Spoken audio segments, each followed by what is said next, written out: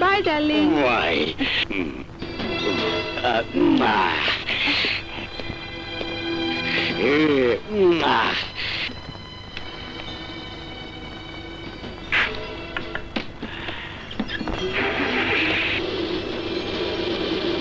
Bye bye, darling.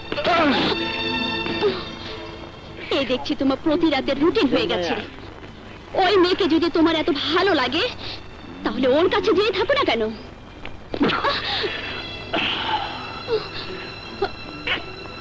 তোমাকে তো আমার ভালো লাগে, ডার্লিং। ছাড়ো, ওই নোংরা হাত দিয়ে তুমি আমাকে স্পর্শ করবে না। কাল পর্যন্ত এই হাতে চুমু খেয়েছো, আর আজ এই হাত নোংরা হয়ে গেল। হ্যাঁ হ্যাঁ, ওই হাত নোংরা হয়ে গেছে, কারণ তুমি আজ ভুলে গেছো বাজারের পেশা আর স্ত্রীর পার্থক্য। আমি তোমাকে ঘৃণা করি, ঘৃণা করি, ঘৃণা করি। ঘৃণাকে কিভাবে ভালোবাসে পরিণত করতে হয় সেটা আমার ভালো করে জানা আছে। ছাড়ো, আমার হাত থেকে পালিয়ে তুই কোথায় যাবে? আমি বুঝিয়ে দেব স্বামীর অধিকার কিভাবে আদায় করতে হয়। এই কাজটা একটু জানোয়ারও করতে পারে। ছাড়ো, ছেড়ে দাও। হারামজাদি! সাজ্জাদ, তুমি আমার গায়ে হাত তুললে? এ কথা যদি আমার ভাইয়া জানতে পারে তাহলে... কি? তুই আমাকে তোর ভাইদের ভয় দেখাস?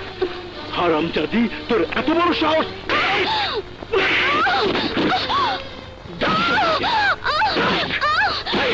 আমাকে ভয় দেখাস?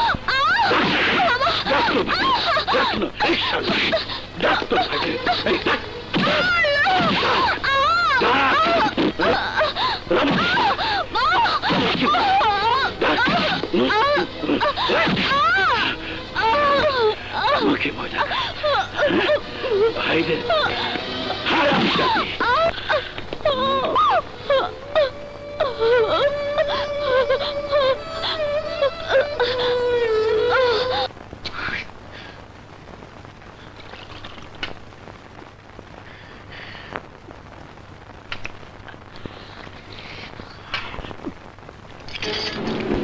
রেশমা! রেশমা! রেশমা! আমার বোন রেশমা কোথায়? জানি না। শুনে তুমি ওর গায়ে হাত তুলেছ? হ্যাঁ, তুলেছি। আমার বোনের গায়ে তুই হাত তুলেছিস, আমি তোর হাত কেটে ফেলবো। কেমন? তুমি কবে থেকে মদ খাওয়া শুরু করেছো? যেদিন থেকে তোমাদের মতো কাপুরুষদের দেখা পেয়েছি। আব্বা যেন মৃত্যুর বদলা না নিয়ে পুতুলের মতো হাত পা গুটিয়ে বসে আছো তোমরা। তাহলে এই দুঃখে তুমি রেশমার গায়ে হাত তুলেছ? না, আদর্শবান স্বামীর সাথে কিভাবে কথা বলতে হয়।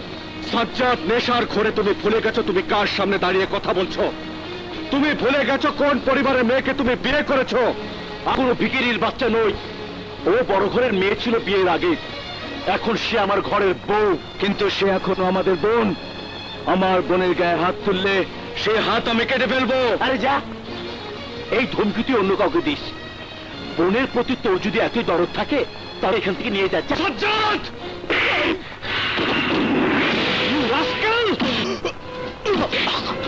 বোনের গায়ে তুই হাত তুলেছিস?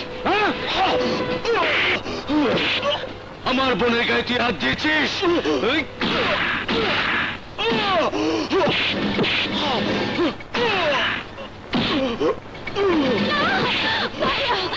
ভাইয়া, ছেড়ে দাও ভাইয়া, তোমরা ওকে ছেড়ে দাও। রেশমা, চল বোন, বাড়ি চল।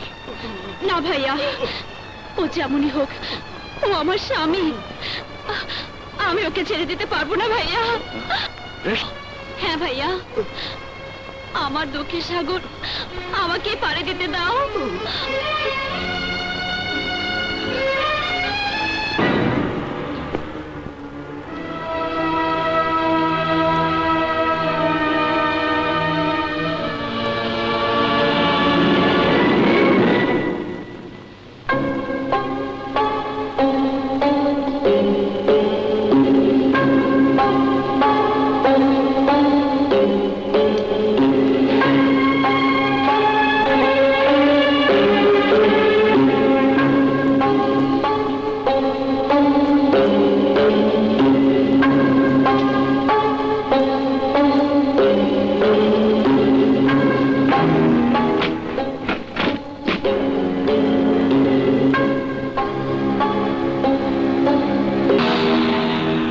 বাবার হত্যাকারী না। আমিও এটাই সন্দেহ করেছিলাম। বাবা হীরা, তোমরা কি মনে করেছিলে 50 লক্ষ টাকা আর হিরোইনের ব্যবসার সহযোগিতার আশ্বাসে আমরা তোমার কাছে বিক্রি হয়ে যাব? তোমরা ভুল চিন্তা করেছ। আমরা তোমার বাবাকে মারিয়ে এবার তোমাদের বালা।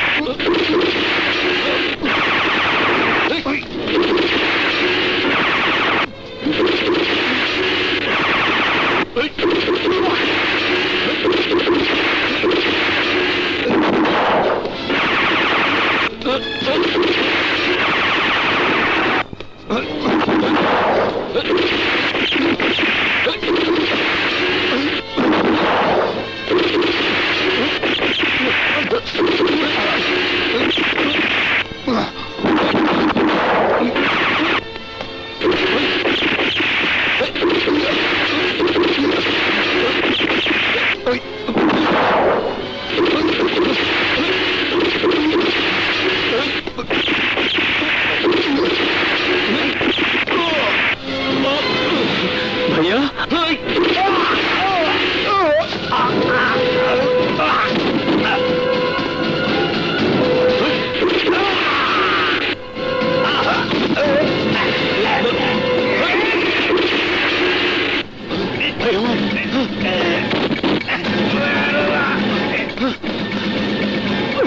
ভাইয়া তোমার কিছু হয়নি তো? না, চল চল। মরণ খেলা তুমি আর কতদিন খেলবে হীরা? এ খেলা আমি শুরু করিনি সোনালি। এ মরণ খেলা খেলা আমার কোনো শখ ছিল না।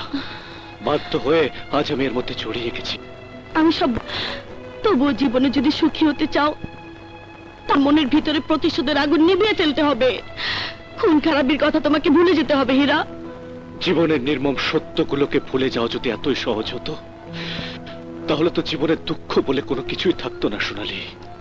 কিছু জীবন নিয়ে মরণ খেলা, এই যে বড় ভয়ঙ্কর হীরা।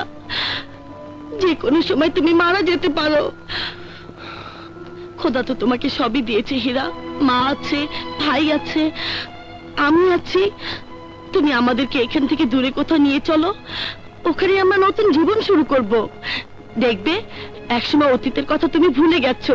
হ্যাঁ না সোনালি, সময়ের সাথে সাথে হৃদয়ের যন্ত্রণা হয়তো কমে যায়, কিন্তু ওর দাগ কখনো মুছে যায় না।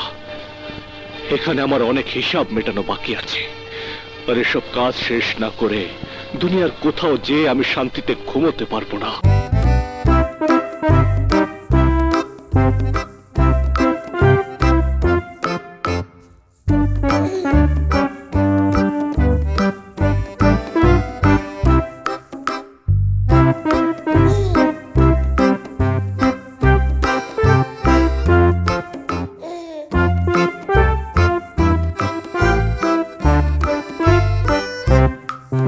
তুই এখানে? তোমার চুরি আমি ধরে ফেলেছি। চুপি চুপি সোনালির সাথে প্রেম করে বেড়াচ্ছ? না মানে, কিরে সোনালি, কি হচ্ছে? Sinking sinking drinking water. যা দুষ্ট কোথাকার। ভাইয়া, তোমার হাতে কি হয়েছে? আরে না, তেমন কিছুই না। ভাইয়া, আজ যে তোমার জন্মদিন, সে কথা নিশ্চয়ই ভুলে গেছো। ও মাই গড, সত্যি ভুলে গেছি রে। এসো এসো না, এদিকে বসো। হাতে দাও তো। আরে কেন, কি হয়েছে? দাও না, দাও। ওহো, এই পুরনো ঘড়ি আমার ভাইয়ের হাতে মানায় না। আরে আজ থেকে তুমি এই ঘড়ি পরবে।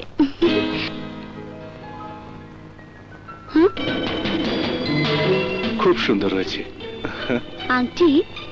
ভাইয়া সত্যি করে বলো তো, এই আংটি সোনালি তোমাকে দিয়েছে না?